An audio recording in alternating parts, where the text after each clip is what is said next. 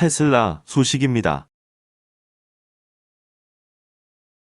기가 베를린 주당 5,000대 생산 목표 달성. 글로벌 전기차 업체 테슬라가 독일 베를린 기가 팩토리에서 주당 5,000대의 전기차 생산 목표를 달성했다. 현지 시간으로 27일 일부 외신에 따르면 테슬라는 2021년 후반부터 생산을 시작한 베를린 기가 팩토리에서 최근 주당 5,000대 전기차 생산 목표를 달성했으며, 이는 글로벌 공급망 위기가 지속된 가운데 놀라운 이정표로 분석됐다. 앞서 테슬라는 베를린 기가 팩토리에서 모델 Y 주당 3,000대 생산을 지난해 달성한 이후 올해 2월까지 주당 4,000대로 생산률을 끌어올렸다. 그리고 약 한 달 만에 주당 5,000대의 놀라운 생산률 향상을 보여줬다. 테슬라는 자사 트위터 계정을 통해 이번 성과를 발표하고 텍사스 기가 팩토리를 뛰어넘는 생산률 달성을 자청했다. 관련 업계는 테슬라가 이 같은 생산률을 지속한다면 연간 50만 대 생산이 가능하다고 평가하고, 모델 Y 연간 생산 목표를 달성한 이후 생산 라인업에 신규 모델을 추가할 것으로 전망했다. 한편 테슬라는 최근 관련 당국의 연간 생산량을 100만 대로 확장하는 서류를 제출한 것으로 전해졌다.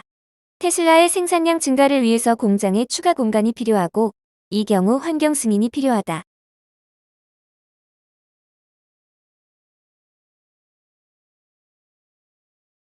애플 소식입니다.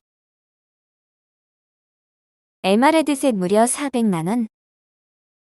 오는 6월 첫 공개가 예상되는 애플의 MR 헤드셋 가격이 약 400만 원부터 시작한다는 전망이 나왔다. 26일 블룸버그 통신에 따르면 애플은 지난주 미국 캘리포니아 쿠퍼티노 본사에서 최고의 임원 100여 명을 대상으로 MR 헤드셋을 시연하는 비공개 행사를 가졌다. 이 행사는 아이폰 등 주요 제품 발표 행사가 열리는 스티브 잡스 극장에서 열렸다. 제품 공개가 임박했다는 의미다. MR은 AR과 VR의 장점을 혼합한 기술이다. 예를 들어 반투명 렌즈를 통해 현실과 충분히 소통하면서 물리적 이동도 가능하다. 손을 뻗어 그 안의 가상 요소들과 상호작용도 가능한 기술이다. 영화 마이너리티 리포트에서 허공에 컴퓨터 화면을 띄워놓고 특수 장갑을 낀 손으로 화면을 옮기는 기술을 생각하면 된다. 애플은 MR 헤드셋을 개발하는 데만 무려 7년이 걸렸다. 2019년부터 제품 출시를 준비했지만 최적화 등의 문제로 출시가 지연됐다. 올해 상반기 공개하고 하반기 출시가 유력하다.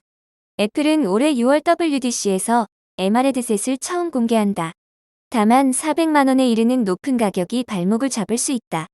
블룸버그에 따르면 애플 MR 헤드셋 출고가는 $3,000이다.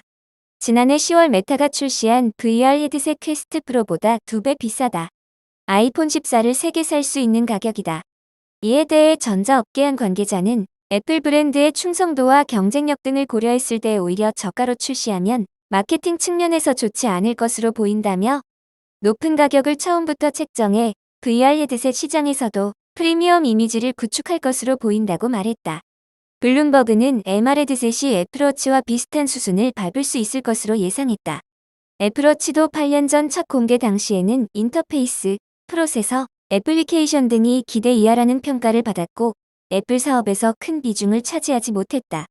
그러나 지난해 애플워치를 포함한 웨어러블 홈 액세서리 매출은 $412억 8년 전에 비해 4배 이상 성장했다.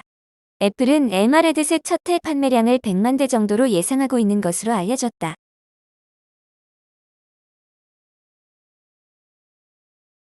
마이크로소프트 소식입니다. AI 챗봇 출시 경쟁 검색 서비스 견제, 데이터 공급 중단 경고. 마이크로소프트가 경쟁 검색 서비스들에 대해 MS 검색 데이터를 자체 인공지능 챗봇 개발에 무단 사용한다며 데이터 공급을 중단하겠다고 경고했다. 25일 블룸버그 통신에 따르면 MS는 빈 검색 엔진에 새긴 데이터를 자사 AI 챗봇에 활용하는 검색 엔진 최소 2곳에 대해 계약을 위반했다며 데이터 공급을 끝낼 수 있다고 통지했다고 익명의 소식통이 전했다. MS로부터 검색 색인을 제공받아온 경쟁 검색 서비스들은 최근 AI 챗봇에 세계적인 열풍을 타고 재빠르게 자사 AI 챗봇을 잇따라 출시했다.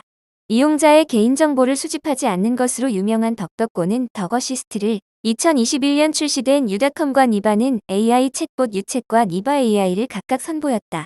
모든 웹사이트 정보를 색인으로 만들려면 데이터 저장 서버가 필요하고 인터넷 데이터를 끊임없이 긁어와서 업데이트해야 하는 등의 이유로 비용이 많이 들기 때문에 이들 검색 서비스는 일부 데이터를 MS에서 공급받아 왔다. 이들이 기존 검색 엔진을 위해 제공받은 색인 등 데이터를 계약 조건과 다르게 챗GPT 기술과 결합해 사용하려고 한다는 것이다. MS는 성명에서 계약 조건을 준수하지 않은 제휴사들과 접촉 중이라며 이들과 지속해 직접 협력하고 미래로 나아갈 수 있는 방안을 찾는 데 필요한 모든 정보를 제공할 것이라고 말했다. 이들 검색 서비스는 전체 웹을 색인으로 만드는 회사가 MS와 구글밖에 없는 데다 구글이 자사 색인의 사용을 제한하기 때문에 MS의 빙 색인을 사용해왔다. 따라서 MS가 색인 공급을 차단하면 대안을 찾기 쉽지 않을 것이라고 블룸버그는 관측했다.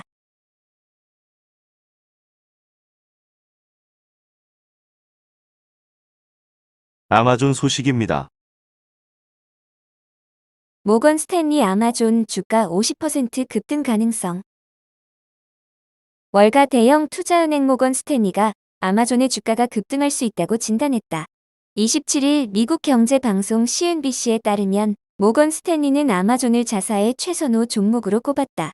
모건 스탠리는 아마존에 대한 매수 투자 의견, 목표 주가는 $150를 제시했다. 이는 아마존의 주가가 전일 종가 대비 50% 이상 급등할 수 있다고 본 것이다. 모건 스탠리는 특히 아마존의 대규모 해고를 긍정적으로 평가했다. 아마존은 지난주 직원들에게 보낸 서한에서 약 9,000명의 직원을 추가로 해고하겠다고 통보했다. 이는 앞서 아마존이 단행한 18,000여 명의 정리해고에 더해진 것이다.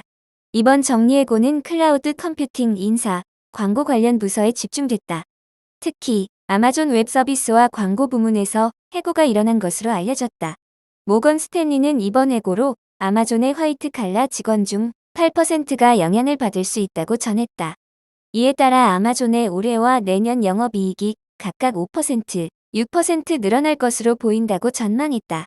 한편 CNBC가 집계한 53개 투자은행 기관 중 약 16곳이 아마존에 대한 강력 매수 의견을 갖고 있다. 32개 기관은 매수 의견을 보유했다. 아마존에 대해 중립 의견을 낸 곳은 5곳, 매도 의견을 제시한 곳은 한 군데에 불과했다.